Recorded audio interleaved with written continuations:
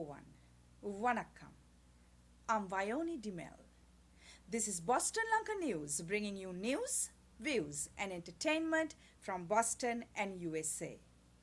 Efforts to build trust and confidence between Sinhala, Tamil, and Muslim diaspora.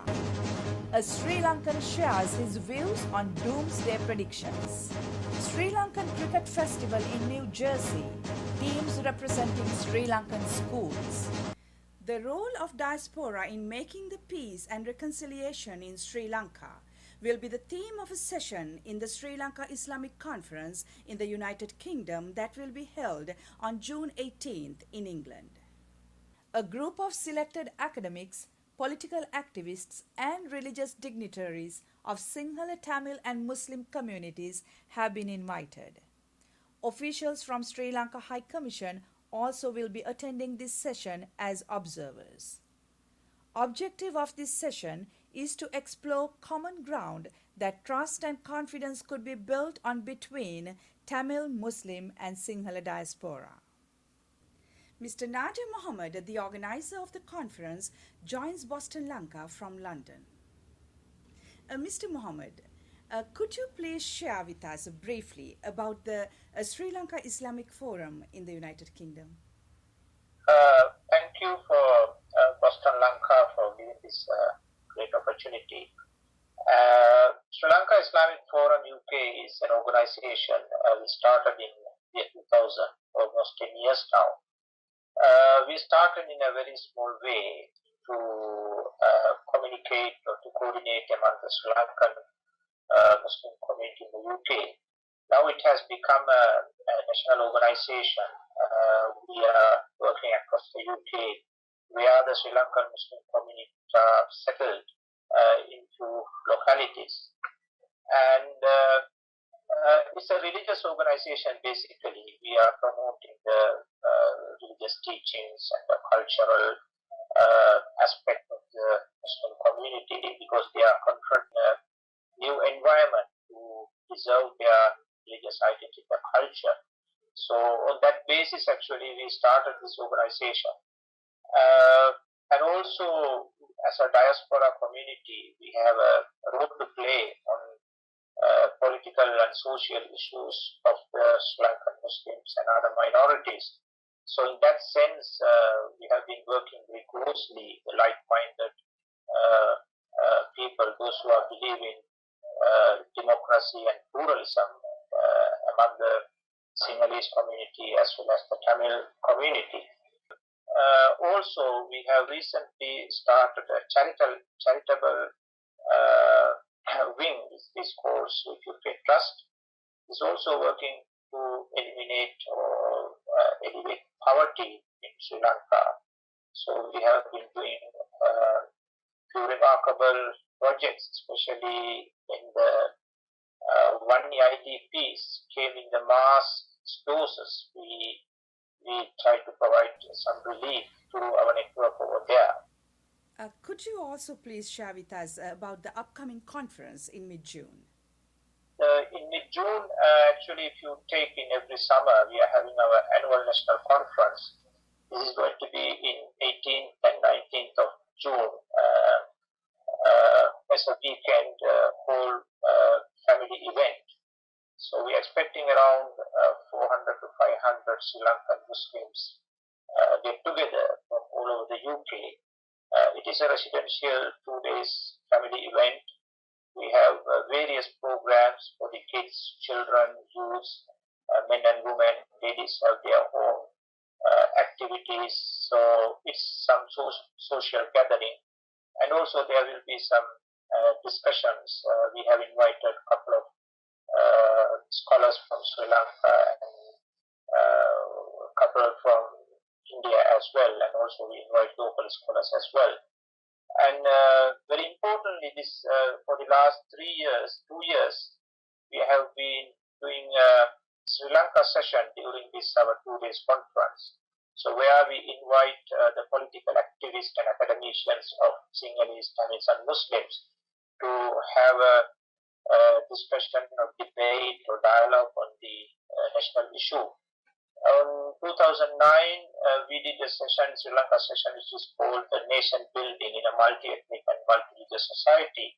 And we have invited some outside scholars, those who can objectively discuss and give some guidelines for greater engagement of all three communities to build the nation.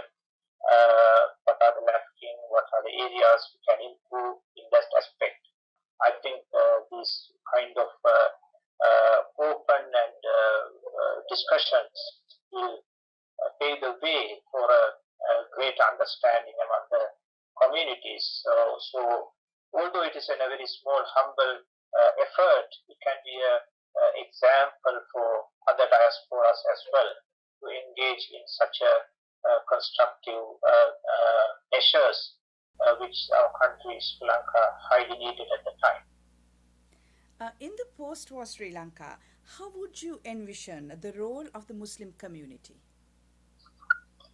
Yeah, I think it's a very important question, and also we need to understand the position of the Muslim community. If you take the settlement of the Muslim community in Sri Lanka, one-third of the Muslims have been living in the north and east, where the Tamil minorities predominantly living in the north and east area. And also the two-thirds of the Muslims are living in the rest of the country with the Sinhalese majority area. So the Muslim has more than 1,000 years of history living together with a peaceful coexistence with both communities. Even during the last 30 years of war, especially the north and east Muslims faced many difficulties. They have lost their lives and the properties and the lands, and many academicians and the politicians have been killed, and also the entire northern Muslims expelled within 24-hour notice, those who lived more than 1,000 years. And despite of all these difficulties, Muslims played a vital role to be as a responsible citizen of a country. And especially in the post-war scenario, we know that the Sinhalese and the Tamil community too much polarized, especially in the diaspora. Diaspora is the Tamil communities, which is highly influenced by the LTT. The majority of them had a very negative idea of the Sri Lankan government. So Muslims are in between, and they have a very crucial role to play. And in that sense, I think, especially in the current context, Muslim diaspora in the UK as well as Muslims in Sri Lanka, they can play a very important role to bring together all the Tamils and the Sinhalese and the Muslims together. In that sense, actually, Sri Lanka Islamic Forum also, as I explained in the previous question, we try to play a role in this country. Thank you, Mr. Mohammed. That was Mr. Mohammed from London. Another doomsday prediction about the earthquake and rapture of the world made by American Christian radio broadcaster Harold Camping became a bogus and hilarious prediction. Camping predicted that May 21, 2011 as the exact date the world was going to end. Boston Lanka contacted the respected Sri Lankan astronomer Dr. Kavan Ratnatunga to find out his views. Dr. Ratnatunga joins us from Colombo. Dr. Ratnatunga, the prediction of the end of the world by Harold Camping became a huge news story a few weeks ago in the United States and all over the world. Why people are so obsessed with this kind of predictions? As an astronomer, what do you think? What do you have to say about the idea of apocalypse and this so-called the rapture? First, I want to say that I'm glad that this was not an issue in Sri Lanka. Except for CNN, which is available on cable, and partly rebroadcast on our TV. The May 21st nonsense was not carried on any of the local channels in Sri Lanka. You asked why people are obsessed with doomsday. My answer is one word: religion, the root of all evil and ignorance. When a nutcase says the world is only 13,000 years old, why do we need to worry about his predictions of rapture, whatever that nonsense that did not happen on May 21st, or the end of the world which he now predicts on October 21st? Yes, there are events that can destroy most life on Earth. For example, 65 million years ago, a 10 to 15 kilometer size asteroid struck the Earth and destroyed all the dinosaurs. That was probably a favorable thing, because after the destruction of the dinosaurs, the mammals evolved, and from the mammals, the primates and man evolved. So that was a good thing. But if another, and we know this sort of asteroid hits the Earth once every about 50 to 100 million years. So if another one strikes, the mankind would be in trouble. So NASA is actually having a program called the Near Earth Object Program, where they are trying to discover every asteroid which was larger than about 140 meters, which might cross the Earth's orbit and strike it. Over the last 10 to 15 years, many asteroids have been discovered. Some have leaked out to the media as possible asteroids that might strike us, but with better observations, every one of those we know is not going to strike us. There is going to be a near pass, I think around 2029 in April, but that asteroid is definitely not going to strike. What we are trying to do is to discover possible strikes, and then if we find one with a few years advance, we can go out and change its orbit and then make sure that it does not strike the Earth. What are the other things that can destroy life on Earth? And we know it has been predicted that some of those events may have happened previously and destroyed life on Earth, or not life entirely, but a large proportion of life. One is gamma ray bursts. These are observed regularly in the sky with gamma ray observers, but luckily none of those gamma ray bursts has happened in our own galaxy, and these are generally observed in distant galaxies. It's when two neutron stars sort of collide with each other and give out a huge gamma ray.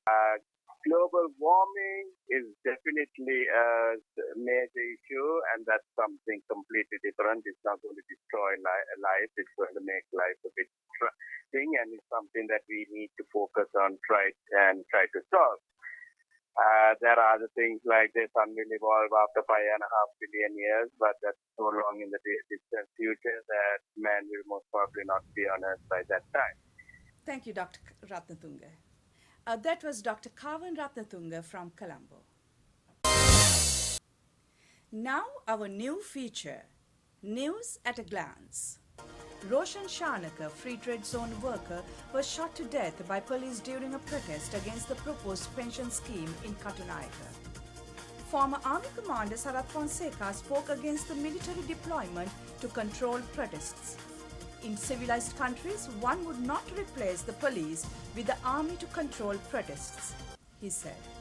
Inspector General of Police Dr. Mahinda Balasurya was sent on compulsory retirement with immediate effect due to police action in the free trade zone. Video footages detailing violations allegedly committed by Sri Lankan soldiers during the country's civil war were shown at the UN Human Rights Council in Geneva. UNP Deputy Leader Kharu Jayasuriya tried again to present a bill on freedom of information as a private member's motion without much help from the government. This bill seeks to provide for freedom of access to official information as exists in many democratic countries. Colonel Larry Smith, the defense attaché at the US Embassy in Colombo, spoke in support of Sri Lankan military during a panel session to verify the white flag incident. He said that offer by LTTE leaders to surrender could not be trusted because they came from LTTE mouthpieces such as Nadesan and Kumaran Padmanathan, people who had never demonstrated any control over the leadership or combat power of the Tigers.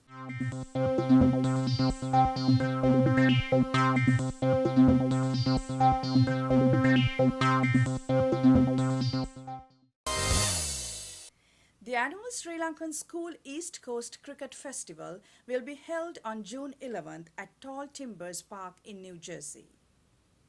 8 cricket teams representing Royal College, St. Thomas's College, Ananda College, Nalanda College, Trinity College, St. Joseph's College, Maristella College, St. Peter's College will participate vying for Colonel Henry Steele Olcott Challenge Trophy. Ananda College Old Boys Association East Coast Chapter organized this event. You can watch Boston Lanka Weekly News on our website www.bostonlanka.com and on Facebook. That concludes our news edition. We meet you again with another news edition of News, Views and Entertainment from Boston and USA. Till then, goodbye.